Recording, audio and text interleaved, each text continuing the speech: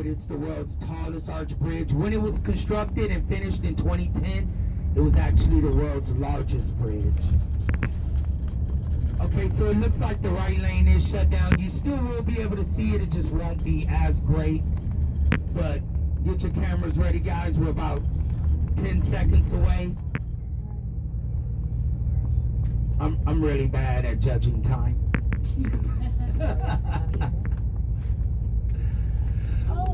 We're about another 10 seconds away. Okay. 5 more seconds. Just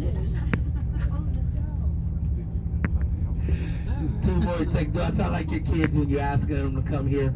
All right, guys, get your cameras out, get your cameras ready. You might be able to see a little bit of something. It's going to be very difficult, though. Can y'all get anything? Can you see it? I'm really low. I can't see anything from here.